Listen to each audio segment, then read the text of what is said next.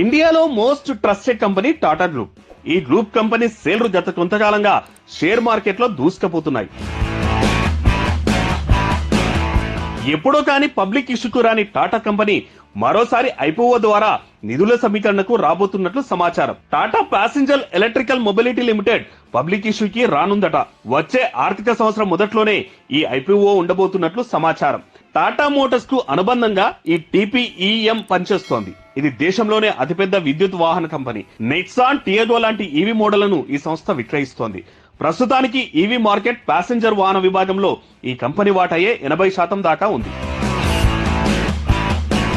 గతేడాది జనవరిలో అమెరికాకు చెందిన ప్రైవేట్ ఈక్విటీ కంపెనీ టీపీజీ నుంచి టీపీఈఎం $1 బిలియన్ నిధులను సమీకరించింది. అప్పటికి కంపెనీ విలువ $9.5 నుంచి $10 బిలియన్ వరకు ఉండేది. 2026 నాటికి $2 బిలియన్ పెట్టుబడి పెట్టాలనే లక్ష్యంతో భాగంగా ఈ మొత్తం సమకూర్చుకుంది టీపీఈఎం. ఇక 2023-24 ఆర్థిక సంవత్సరంలో టాటా మోటార్స్ 53,000 ఎలక్ట్రికల్ కార్లను అమ్మింది. వచ్చే ఆర్థిక సంవత్సరంలో 1,00,000 వాహనాల వరకు విక్రయించొచ్చని అంచనా.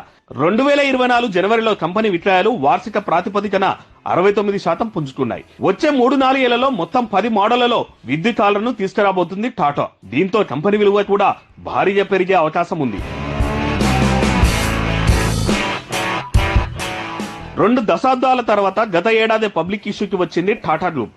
టాటా టెక్ ఐపీఓ ద్వారా నిధులు సమీకరించింది. అంతా ఊహించినట్లుగానే దీనికి భారీ స్పందన లభించింది. 3,042 కోట్లు సమీకరించేందుకు వచ్చిన ఈ ఇష్యూలో 4.5 కోట్ల షేర్లు సబ్స్క్రిప్షన్ కు ఉంచారు.